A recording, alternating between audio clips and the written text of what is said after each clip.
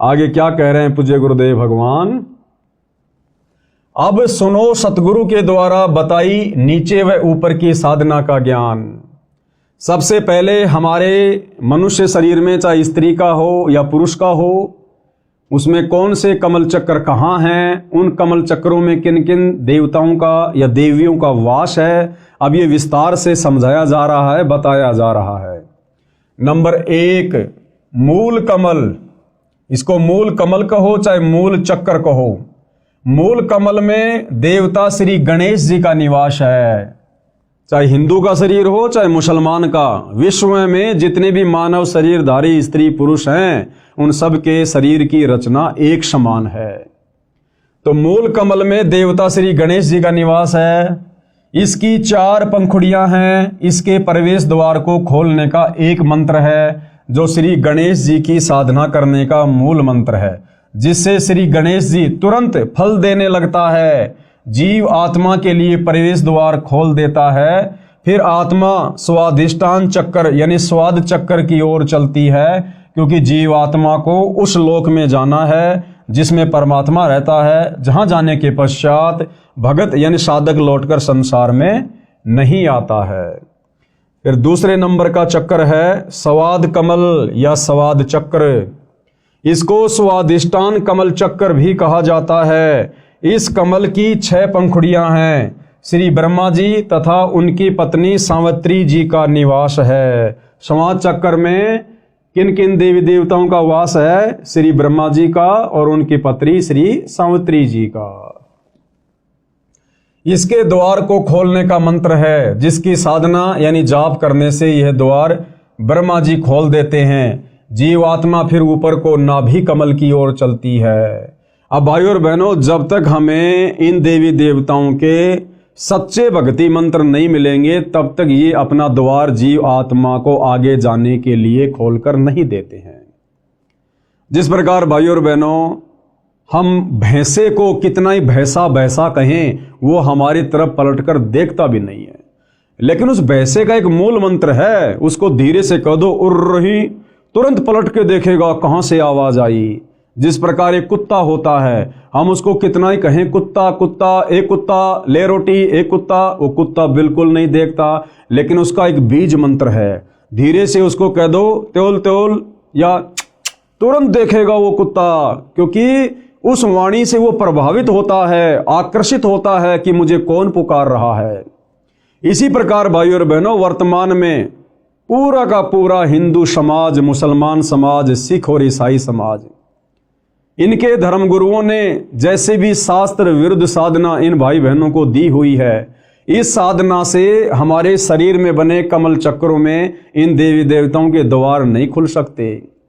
खाली राधे राधे बोलने से, हरे रामा हरे कृष्णा करने से, जय गणेश देवा करने से, ओम जय जगदीश हरे करने से, ये तो इनके नाम है। जैसे भैंसे को भैंसा भैंसा को नहीं देखेगा, कुत्ते को कुत्ता कुत्ता को नहीं देखेगा, इसी प्रकार आप इन देवी देवताओं के कितने भी नाम जपो, ये आपकी तरफ ध्यान भी नहीं देंगे।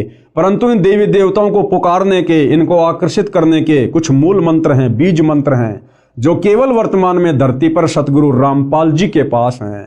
और जब हम उन मंत्रों का जाप करेंगे तो ये हमारे लिए वो द्वार भी खोल देंगे, और ये हमारी हर आवश्यकता को परमपिता परमेश्वर जी के आशीर्वाद से पूरा करेंगे, पूरा। तीसरा है नाभि कमल, नाभि चक्र। इसकी 8 पंखुड़ियां हैं। इसमें श्री विष्णु जी तथा इनकी पत्नी श्री लक्ष्मी जी का निवास है। इसका द्वार भी बंद रहता है। इसे खोलने का भी एक मंत्र है, जिसका जाप करना होता है, जो इन देव देवी को शीघ्र प्रभावित यानी प्रसन्न कर देता है। ये भी जीवात्मा के लिए द्वार खोल देते हैं। फिर जीवात्मा हृदय कमल की ओर ऊपर को चलती है। चौथे नंबर पर है हृदय कमल, हृदय चक्र। इसकी 12 पंखुड़ियां हैं। इसमें श्री शिव जी तथा इनकी पत्नी श्री पार्वती जी का निवास है। इसका द्वार भी बंद रहता है। इस द्वार को खोलने का एक मंत्र का जाप करना पड़ता है।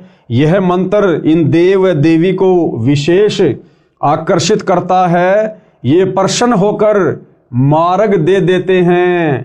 फिर फिर आत्मा ऊपर को कंठ कमल की ओर चलती है। पांचवा चक्र है कंठ कमल।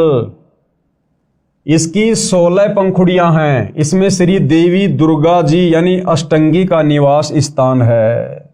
जो भाई बहन माता जी के नवरात्रि करते हैं, मंदिरों में जाते हैं, जागरण करते और करवाते हैं, इस विधि से तो लाख जन्म भी माता जी प्रसन्न नहीं होती, उल्टा रुष्ट होती है। और ना ही शरीर में बना माता जी का वो चक्र खुलता है। वो कैसे खुलेगा? वो वास्तविक मंत्र क्या है जिसका जाप करने से माता जी शीघ्र हमें लाभ देती है, हमारे ऊपर प्रसन्न होती है, हमारी आत्मा के कल्याण के लिए, मोक्ष के लिए अपने उस द्वार को, चक्कर को खोल देती है। वो मंत्र आज पूरी पृथ्वी पर केवल सतगुरु रामपाल जी के पास है, जिन मंत्रों का हम लाखों की संख्या में उनके भगत रोजाना सुमरण करते हैं। इसका भी द्वार बंद रहता है। इसको खोलने का भी एक मंत्र है जिसका जाप करना होता है, जिससे वश होकर, आकर्षित होकर यानी प्रसन्न होकर श्री देवी जी यानी दुर्गा जी जीवात्मा के लिए द्वार खोल देती है। फिर जीवात्मा ऊपर को, आगे को त्रिकुटी कमल की ओर चलती है। फिर कौन से कमल की यात्रा करती है जीवात्मा? त्रिकुटी कमल की। नंबर 6 त्रिकुटी कमल। त्रिकुटी कमल या चक्र, इसकी 2 पंखुड़ियां हैं। एक का रंग काला है, दूसरी का सफेद है। सफेद में परम अक्षर ब्रह्म यानी कबीर देव संत रूप में विराजमान है, यानी सतगुरु रूप में विराजमान है, सतगुरु उपाधि है।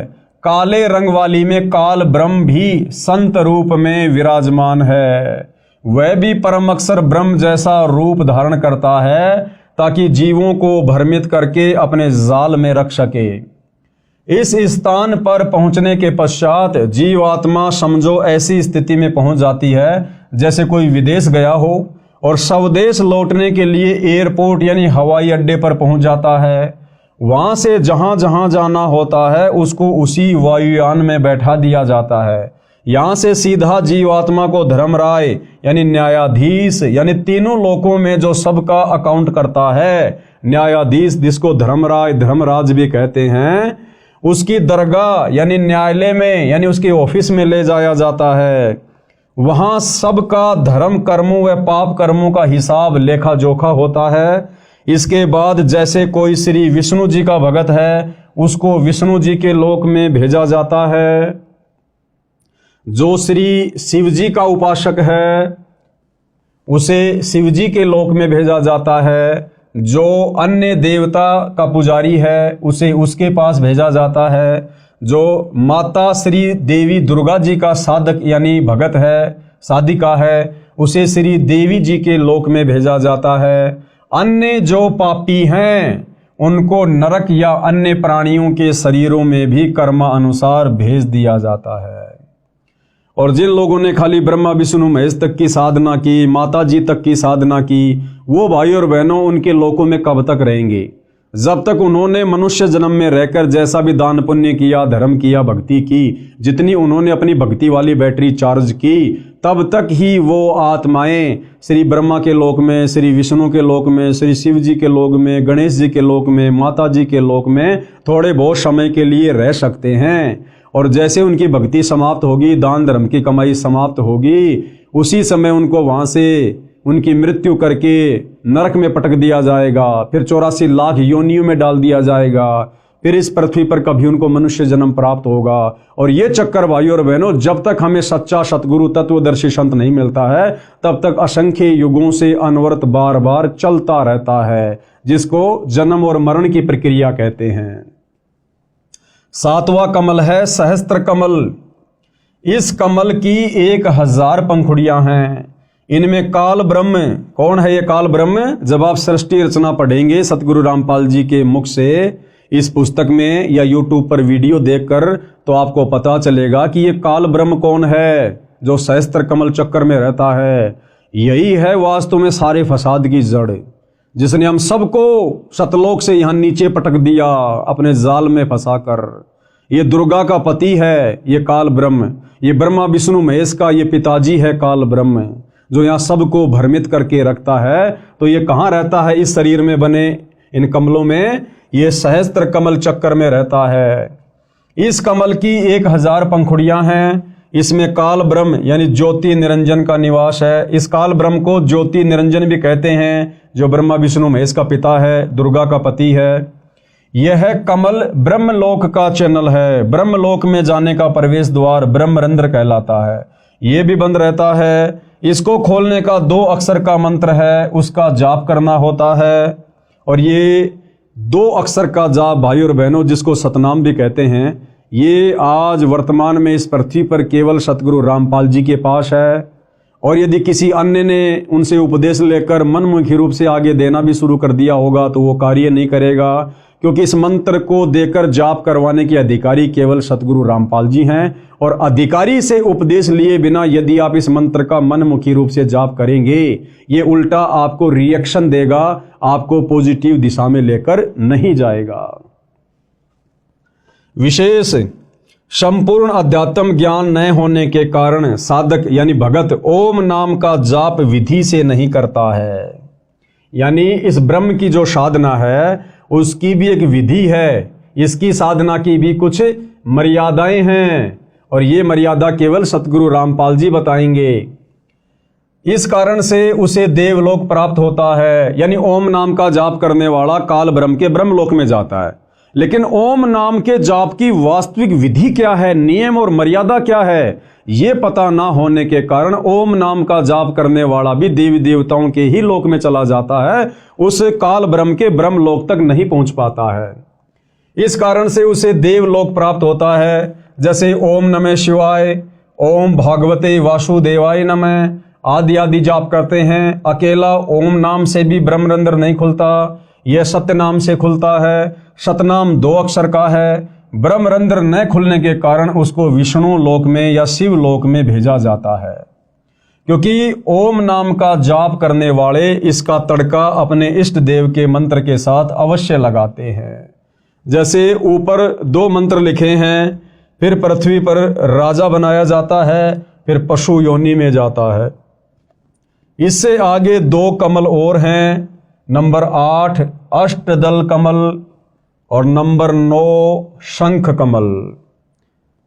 इनका विवरण नहीं लिखूंगा, गुरुदेव भगवान कह रहे हैं अब 8वें अष्टदल कमल का और 9वें शंख कमल का वर्णन यहां इस पुस्तक में नहीं लिखूंगा।